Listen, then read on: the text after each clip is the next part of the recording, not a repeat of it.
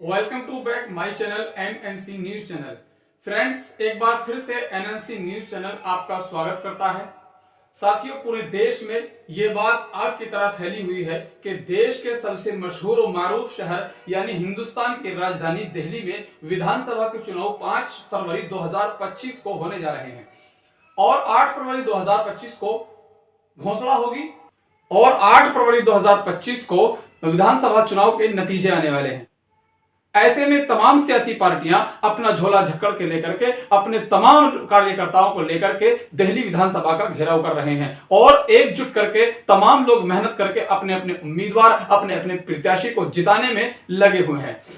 इसी के साथ साथ मजलिस-ए-इत्तेहादुल मुस्लिमीन के बैरिस्टर असदुद्दीन ओवैसी भी किसी से कम नहीं है। वो भी अपनी तकदीर को आजमाने में पूरी जुस्तजू कर रहे हैं। कभी ओखला में तो कभी मुस्तफाबाद में अपनी रैलियां अपनी सभा को संबोधित कर रहे हैं।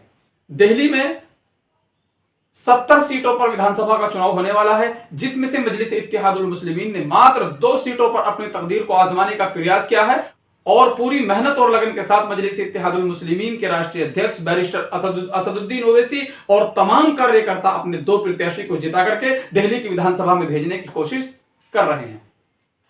मजलिस-ए-इत्तेहादुल मुस्लिमीन ने अपना पहला प्रत्याशी ओखला और दूसरा प्रत्याशी मुस्तफाबाद से घोषित किया है। AIMIM के राष्ट्रीय अध्यक्ष बैरिस्टर असदुद्दीन ओवैसी ने अपनी प्रत्याशी को कंफर्म करने के बाद पूरी तरीके से मेहनत को जारी कर दिया है। उन्होंने दिल्ली की 2 विधानसभा पर अपने प्रत्याशी को उतारने के बाद दोनों विधानसभाओं में एक ही दिन में अलग अलग अपनी सभा को संबोधित किया और अपने प्रत्याशी के लिए जनता से वोटों की अपील की।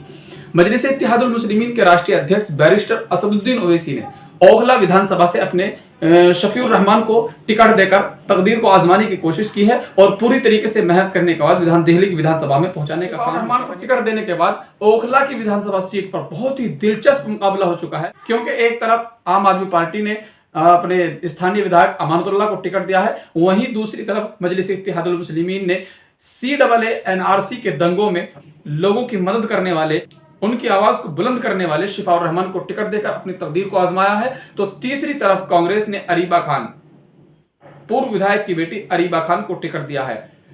आप सभी लोग जानते हैं कि अरीबा खान के पिता एक विधायक थे और उनके चचा बिहार में नेता थे और बिहार में गवर्नर थे। उनकी चचाजाद बहन भारतीय जनता पार्टी की प्रवक्ता रही है। हालांकि ये अलग बात है कि अरीबा खान ने मजलिस-ए-इत्तेहादुल मुस्लिमीन के बैरिस्टर असदुद्दीन ओवैसी को भारतीय जनता पार्टी की बी टीम बताया है। उन्होंने ये आरोप लगाया है कि मजलिस-ए-इत्तेहादुल मुस्लिमीन भारतीय जनता पार्टी को फायदा पहुंचाने के लिए चुनाव लड़ती है और ऐसा कई जगह देखा गया है। ये अरीबा खान का आरोप है, लेकिन उनकी पारिवारिक जो राजनीतिक माहौल है वो बिल्कुल डिफरेंट है, वो बिल्कुल अलग तरीका का है, क्योंकि उनके परिवार का हर एक आदमी अलग अलग पार्टियों में तैनात है, अलग अलग पार्टियों में काम कर रहा है।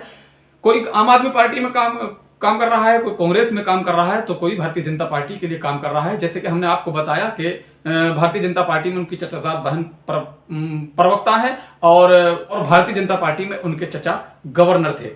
खैर, ये उनका अपना व्यक्तिगत मामला है।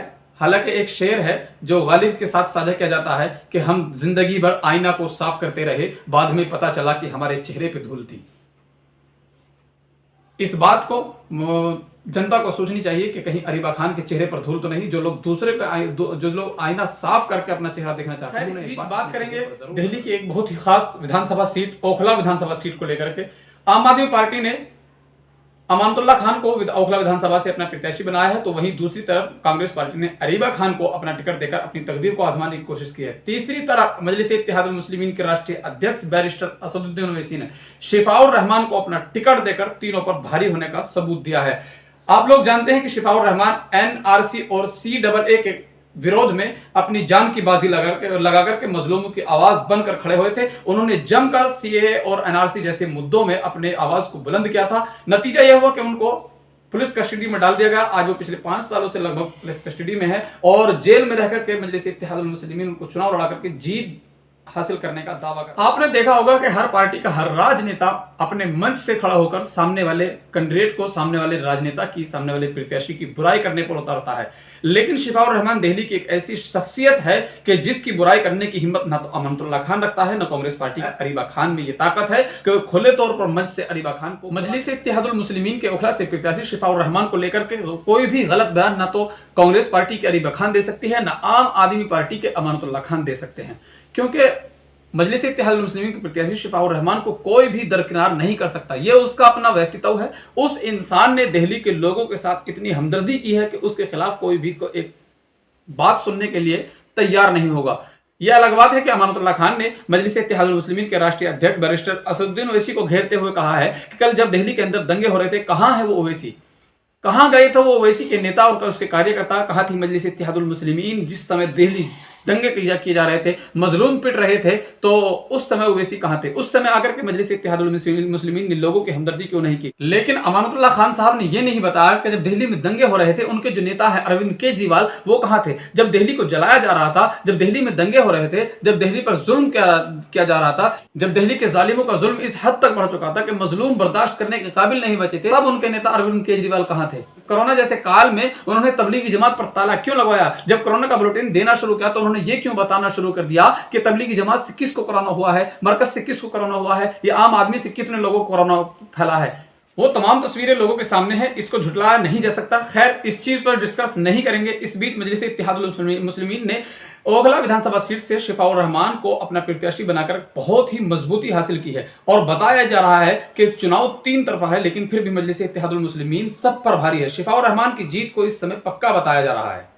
ऐसे में शिफाउर रहमान के समर्थन में दिल्ली की दबंग दादी बिल्किस बानो मजलिस इत्तेहादुल मुस्लिमीन के ओखला से प्रत्याशी शिफाउर रहमान के समर्थन में उतर गई है और बिल्किस बानो ने अपना समर्थन शिफाउर रहमान को दे दिया है।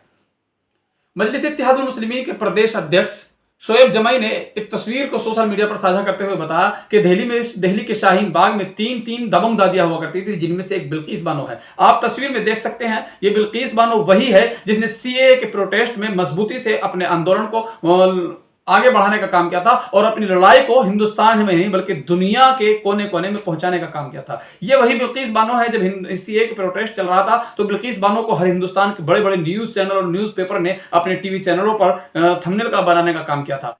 और जब दिल्ली में सीएए का प्रोटेस्ट चल रहा था तो दिल्ली की 3 दबंग दादियां बहुत ही चर्चित थी। दिल्ली के बड़े बड़े अखबार, बड़े बड़े न्यूज चैनलों ने उनको कवर किया था और दुनिया भर में ये चर्चित हो चुकी थी कि दिल्ली में 3 दबंग दादी है, उन्हीं में से एक बिल्किस बानो है। और खास बात यह है कि बिल्किस बानो को हिंदुस्तान ही नहीं बल्कि दुनिया की 500 पावरफुल वुमेन में शुमार किया गया है, यानी कि 500 सबसे मजबूत औरतों में से एक बिल्किस बानो को शामिल किया गया है।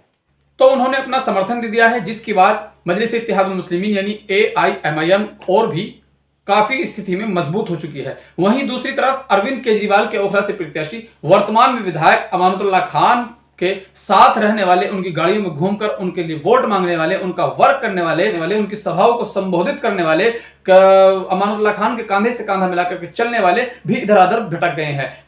उनमें से कई लोग MIM के प्रत्याशी शिफाउर रहमान साहब के साथ भी हो चुके हैं। उन्होंने मजलिस इत्तेहादुल मुस्लिमीन को अपना समर्थन दे दिया है। ऐसे में देखा यह जाता है कि मजलिस इत्तेहादुल मुस्लिमीन किसी भी प्रत्याशी को टक्कर देने में पूरी तरीके से सक्षम है और लगता यह है कि मजलिस इत्तेहादुल मुस्लिमीन के ओखला से प्रत्याशी शिफाउर रहमान साहब इस बार चुनाव जीत सकते हैं। हाँ, लेकिन दूसरी तरफ यह भी हो सकता है कि दोनों तरफ वोट बिखर जाए और कहीं ना कहीं बीजेपी को इसका फायदा हो, भारतीय जनता पार्टी इसमें अपना अच्छा वोट बैंक बना सके। लेकिन साथ ही साथ हम आपको यह भी बताते चलें कि दिल्ली की ओखला विधानसभा एक ऐसी सीट है कि जिसके लिए भारतीय जनता पार्टी को जीतना बहुत ही नामुमकिन सा मालूम होता है। तो आप इस बारे में क्या सोचते हैं? हमारी वीडियो सुनने के बाद आपके दिमाग में क्या आया? क्या मजलिस इत्तेहादुल मुस्लिमीन यानी AIMIM के प्रत्याशी शिफाउर रहमान साहब को जीत मिल सकेगी क्या नहीं? आप कमेंट सेक्शन में जरूर बताएं। धन्यवाद।